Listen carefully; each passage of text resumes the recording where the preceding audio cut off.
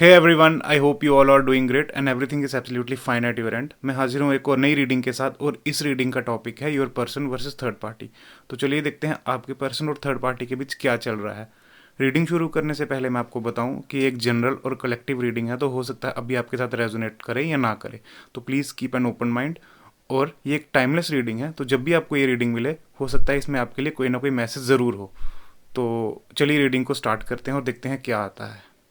So hello everyone, welcome back to the reading. जैसा कि reading का टॉपिक है your person versus third party, तो मैं आपको बताऊं कि राइट नाउ आपके पर्सन थर्ड पार्टी से मूव ऑन कर रहे हैं, बिकॉज थर्ड पार्टी में जाने के बाद उनकी लाइफ एकदम स्टक हो चुकी थी। वो एकदम हैंग्ड मैन बन चुके थे, उनको समझ ही नहीं आती थी उनको करना क्या है क्या नहीं करना है। राइट, अगर मैं आपको आपके पर्सन की बात बताऊं तो आपके पर्सन बिल्कुल ही ज़्यादा इनडिसाइसिव हो चुके थे।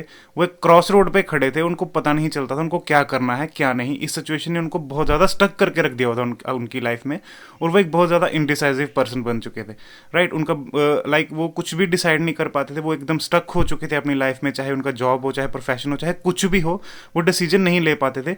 और इस वजह से आपके पर्सन ने शायद डिसाइड किया है मूव ऑन करने का। राइट, सेकंड अगर मैं आपको बताऊं तो शायद आपके पर्सन में और थर्ड पार्टी में कुछ ऐसी सिचुएशन थी, उनके कास्ट में हो, शायद उनमें कास्ट का डिफरेंस था, शायद रिलीजन का डिफरेंस था, या शायद कुछ ऐसी सिचुएशन थी उनके थॉट्स नहीं मैच हो रहे थे, या हो सकता है उनकी फैमिलीज की प्रॉब्लम थी कि उनकी फैमिली के बिलीफ सिस्टम्स नहीं मैच करते थे। उस इस वजह से आपके पर्सन ने वहाँ से, इस वजह से शायद उन दोनों के बीच में अनबन हो गई। राइट, और मैं एक चीज़ और देख पा रहा हूँ, इस वजह से आपके पर्सन की लाइफ में डिसेप्शन भी आया, आपके पर्सन इनडिसाइसिव हो गए, और आपके person right now move on कर रहे हैं और हो सकता है वो आपकी तरफ आए। राइट, मैं देख पा रहा हूँ कि कोई टाइम ऐसा था जब आपके पर्सन इस थर्ड पार्टी में गए थे, तो आपके पर्सन को ऐसा लग रहा था जैसे उनकी सारी विशेस फुलफिल हो गई। ये उनके लिए एक विश फुलफिलमेंट की तरह था, बट एक्चुअल में वो एक इल्यूजन था जो उनको मतलब एक किस्म का उनका टेस्ट था जिसको उनको पास करना था, बट वो उसको पास नहीं कर पाए। उनको लगा कि बस अब मेरी लाइफ में यही है, यही मेरी विश फुलफिलमेंट है, और उन्होंने उसको अपनी विश फुलफिलमेंट समझ के आपको पीछे छोड़ दिया। एक्चुअल में वो समझ ही नहीं पाए कि एक्चुअल में उनके लिए अच्छा क्या है और बुरा क्या है, और उन्होंने उस तरफ मूव और शायद उन्होंने थर्ड पार्टी की तरफ जाने का डिसीजन ले लिया। बट जब वो वहाँ पे गए, उन्होंने वहाँ पे सिचुएशंस देखी, वहाँ पे उनको सब कुछ एक डिफरेंट तरीके से मिला। जैसे कि मतलब एक ट्रेडिशनल वे में होता है, कास्ट रिलीजन, जो उन्होंने एक्सपेक्ट नहीं किया था उनको वो चीज़ें वहाँ पे मिली जिसने उनको हैंगमैन बना दिया, जिसने उनको स्टक करके रख दिया लाइफ में। और अल्टीमेटली आपके पर्सन बहुत ज़्यादा इनडिसाइसिव हो गए। पहले पहले तो आपके पर्सन ने बहुत ज़्यादा इंजॉय किया होगा थर्ड पार्टी के साथ, बट आहिस्ता आहिस्ता आपके पर्सन को पता चलता गया कि मतलब ये तो वो चीज़ नहीं है जो मुझे चाहिए थी। शुरू शुरू में शायद वो ऐसा होता ना, किसी चीज़ से अट्रैक्शन हो जाती है तो हम सोचते हैं कि यही हमारे लिए है, तो एक्चुअल में आपके पर्सन को थर्ड पार्टी से अट्रैक्शन हुई थी और उन्होंने सोच लिया कि ये आई थिंक ये वही है जो मेरी विश है। बट एक्चुअल में उनकी विश सही में आप थे, और आपके पर्सन को उस पर्सन से अट्रैक्शन हो गया और उन्होंने सोचा कि नहीं, अब शायद यही मेरी विश, और जिसके साथ मैं ऑलरेडी हूँ वो शायद मेरे टाइप की नहीं है। बट अभी आपके पर्सन को ये चीज़ समझ आ रही है कि इस डायरेक्शन में आना बहुत ज़्यादा गलत डिसीजन था उनकी लाइफ का। उन्होंने सोचा था कि मैं मूव ऑन कर लूँगा और मैं बहुत हैप्पी रहूँगा, बट उल्टा उस चीज़ ने उनको और ज़्यादा परेशान कर दिया। मूव ऑन करके उनकी लाइफ में डिसेप्शन आ गया, वो इनडिसाइसिव बन के, वो हैंग्ड मैन, मतलब वो अपनी लाइफ में स्टक हो गए। जो कभी अपने आप में बहुत ज़्यादा कॉन्फिडेंट थे, आज उनकी ये सिचुएशन हो चुकी है, वो डिसाइड भी नहीं कर पाते, और शायद थर्ड पार्टी ने उन पर बहुत ज़्यादा प्रेशर भी किया हुआ है इस चीज़ का, जिस वजह से अगर वो अपनी लाइफ में कुछ डिसाइड भी करना चाहें, कोई डिसीजन भी लेना चाहें, तो वो नहीं ले पाते, वो इनडिसाइसिव हो जाते हैं। और इसी वजह से आई थिंक आपके पर्सन ने सोचा है कि वहाँ से मूव ऑन करें, और मैं देख पा रहा हूँ कि शायद आपके पर्सन आपकी तरफ आ भी जाएं।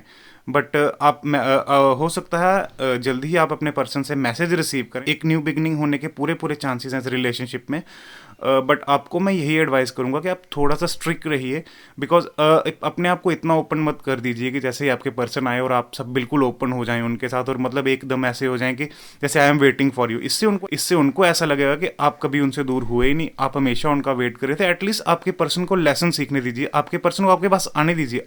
आपको उनकी ज़रूरत है, आपके पर्सन को आपकी ज़रूरत है। Right, but at the end of the day आपके पर्सन को लेसन तो सीखना होगा, आपकी वैल्यू तो सीखनी होगी कि आपकी क्या वैल्यू है। बट अगर मैं बोल दूं कि आपके पर्सन अभी आपके पास आए किसी थर्ड पार्टी से होके, आपने एकदम में उनको एक्सेप्ट कर लिया, तो आपके पर्सन की नज़र में आपकी कोई वैल्यू ही नहीं है ना। उनको तो पता है ना कि मतलब मैं किसी के पास भी जाऊँ, मैं किसी के पास भी रह के आऊँ, at the end of the day वो लड़की तो यहाँ, वो लड़का मेरा वेट करता रहेगा और मैं तो इसके साथ कभी भी बात कर सकती हूँ। तो आपको ऐसा नहीं करना है, आपको अपनी वैल्यू बनानी है, आपको अपने स्टैंडर्ड्स में रहना है। और अगर आपके पर्सन आपके पास आते हैं बात करने, तो बिल्कुल ओपन नहीं होना है। At the end of the day उनको रियलाइज़ होना चाहिए कि मैंने क्या गलती करी थी। उनको जब उनकी गलती रियलाइज़ होगी तो नेक्स्ट टाइम वो अगर कहीं ऐसा सोचेंगे भी ना, उनके माइंड में थॉट भी आएगा ना, फिर उनको याद आएगा कि हाँ, जब मेरे साथ पहले ऐसा हुआ था तो मतलब शी इज़ द वन और ही इज़ द वन जिसने मुझे लास्ट में सपोर्ट किया था। कोई बात नहीं, अगर आपको थोड़ी देर स्ट्रिक्ट रहना पड़े, आप स्ट्रिक्ट रहिए। आप थोड़ा सा मतलब, या स्ट्रिक्टनेस भी बहुत ज़रूरी है, आप स्ट्रिक्ट रहिए, आप थोड़े से स्ट्रांग रहिए। अगर आपके पर्सन आपके पास आते हैं, आने दीजिए, उनको कम्युनिकेट करने दीजिए। मैसेज आप रिसीव कर सकते हैं, बट आपका मेन फोकस राइट नो होना चाहिए आपके काम पे, आपकी सेल्फ डेवलपमेंट पे और आपकी ग्रोथ पे, राइट। न्यू बिगनिंग होने के पूरे पूरे चांसेस हैं, मैसेज आने के पूरे पूरे चांसेस हैं। जल्दी ही आप मैसेज रिसीव करेंगे, बिकॉज राइट नो आपके पर्सन को जो लग रहा था कि ये उनकी विश फुलफिलमेंट है, वो उनकी विश फुलफिलमेंट ना होकर उनके लिए उल्टा प्रॉब्लम्स निकली। तो अभी आपके पर्सन को शायद आहिस्ता आहिस्ता समझ आएगा कि एक्चुअल में जो वो चाहते हैं वो आप हो, राइट। तो ये सेलिब्रेशंस भी आपकी लाइफ में आएंगे, बट सबसे इंपॉर्टेंट चीज़ है, आपको अपनी वैल्यू समझनी पड़ेगी। आपके पर्सन को आपको अपने पर्सन को अपनी वैल्यू करवानी पड़ेगी, ताकि उनको पता चले कि वो क्या छोड़ के गए थे, राइट। जैसे ही आपके पास मैसेज आए तो एकदम ओपन मत हो जाइए, थोड़ा अपने आप को शांत रखिए। मुझे पता है बहुत ज़्यादा एक्साइटमेंट होगी जब मैसेज आएगा, बहुत देर से आप वेट कर रहे हैं। तो बट फिर भी मैसेज आने के बाद आपको थोड़ा सा पेशेंस रखना होगा, अपनी वैल्यू करनी होगी और अपने पर्सन को एक पहले ऑब्जर्व करना होगा उनको कि उनका बिहेवियर अब कैसा है। कुछ लोग हो सकता है कि कुछ लोगों में बहुत ज़्यादा लॉन्ग सेपरेशन हो, तो वो बहुत देर बाद मिले हों। तो मतलब जब भी आपके पर्सन आपके पास आए ना, तो पहले आप उनका बिहेवियर नोटिस कीजिए कि उनका बिहेवियर कैसा है। क्योंकि कई बार जब कोई पर्सन हमारी लाइफ से चला जाता है और वापस आता है, उसके बिहेवियर में चेंजेस आ जाते हैं किसी और के साथ रहने के बाद, राइट।